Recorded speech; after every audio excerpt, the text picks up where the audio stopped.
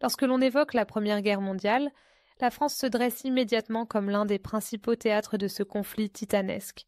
Entre 1914 et 1918, le pays fut à la fois champ de bataille, arrière-front et témoin d'une transformation profonde de la société et de la guerre elle-même. Pour comprendre l'ampleur de ce bouleversement, il faut retracer les événements marquants qui ont jalonné ces années sombres, où la nation tout entière fut plongée dans l'épreuve du feu. Tout commence à l'été 1914 dans un climat de tension croissante en Europe. L'assassinat de l'archiduc François Ferdinand à Sarajevo déclenche un enchaînement d'alliances et de déclarations de guerre. La France alliée à la Russie et au Royaume-Uni se retrouve face à l'Empire allemand. Le 1er août, la mobilisation générale est décrétée. Partout dans le pays, les cloches sonnent, les affiches fleurissent sur les murs, et des millions d'hommes quittent leur foyer, souvent persuadés que la guerre sera courte. Mais très vite, la réalité s'impose. Le plan Schlieffen, élaboré par l'état-major allemand, prévoit une attaque fulgurante à travers la Belgique neutre, pour contourner les défenses françaises et foncer sur Paris. C'est le début de l'invasion du nord de la France. Les premiers combats sont d'une violence inouïe. À Charleroi, à Mons, à Dinant, les armées françaises et britanniques reculent face à la puissance de feu allemande. Les civils découvrent l'horreur de la guerre moderne, les villes sont occupées, les réfugiés affluent sur les routes. Mais l'un des tournants majeurs survient en septembre 1914, lors de la bataille de la Marne. Alors que les troupes allemandes ne sont plus qu'à une quarantaine de kilomètres de Paris, le général Joffre décide de lancer une contre-offensive massive. C'est l'épisode légendaire des taxis de la Marne, réquisitionnés pour transporter en urgence les soldats vers le front. Après plusieurs jours de combats acharnés, l'armée allemande est repoussée. Paris est sauvé, mais la guerre s'enlise. Les deux camps s'enterrent dans les tranchées, marquant le début d'un conflit de position qui va durer des années. La vie dans les tranchées devient l'un des symboles les plus marquants de la guerre en France. Sur des centaines de kilomètres, du nord jusqu'à la Suisse, les soldats vivent dans la boue, le froid, la peur constante des obus et des attaques au gaz. Les grandes batailles s'enchaînent, chacune laissant derrière elle un cortège de morts et de blessés. En 1915, l'offensive en Artois, puis la bataille de Champagne, échouent à percer les lignes ennemies. Le front reste figé, malgré des pertes colossales. En 1916, la guerre atteint un paroxysme de violence avec la bataille de Verdun. Pendant 10 mois, cette petite ville de la Meuse devient le théâtre d'un affrontement titanesque entre Français et Allemands. Verdun, c'est la guerre d'usure poussée à l'extrême.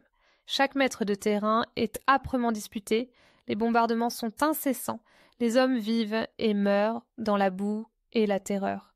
Le général Pétain, chargé de la défense, devient le symbole de la résistance.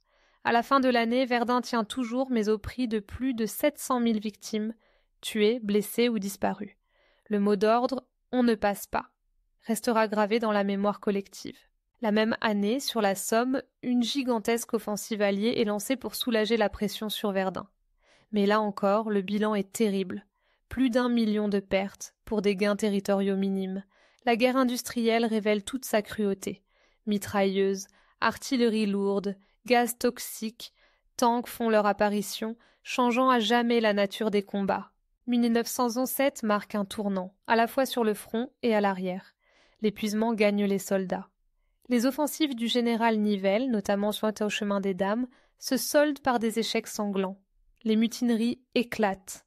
Des milliers de poilus refusent de monter à l'assaut, dénonçant des sacrifices inutiles. Le commandement réagit, Pétain remplace Nivelle, améliore les conditions de vie, rétablit la discipline, mais la confiance est ébranlée. À l'arrière, la population souffre des restrictions, du deuil, de la séparation. Les femmes prennent une place nouvelle, travaillant dans les usines d'armement, dans les champs, dans les hôpitaux. La société française est profondément bouleversée. L'année 1917 voit aussi l'entrée en guerre des États-Unis, qui apporte un espoir nouveau. Les premiers contingents américains arrivent en France, apportant hommes, matériel et un souffle d'optimisme. Mais il faut attendre 1918 pour voir la situation évoluer décisivement. Au printemps, l'Allemagne lance une ultime offensive, espérant briser le front avant l'arrivée massive des Américains. Les combats sont féroces, notamment sur la Marne et à Reims.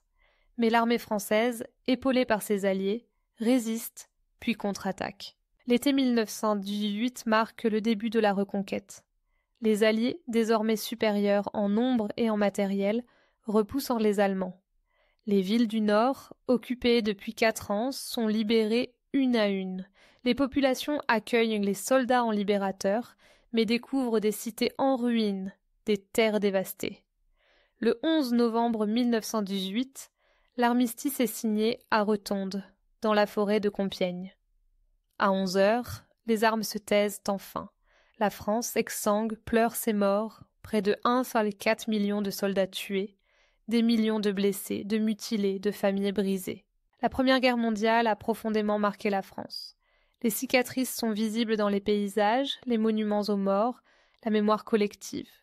Le pays sort victorieux, mais à un coût humain, matériel et moral incommensurable. Les événements marquants de ces années terribles ont forgé l'histoire de la nation et continuent d'inspirer le souvenir, la réflexion et le respect des générations futures.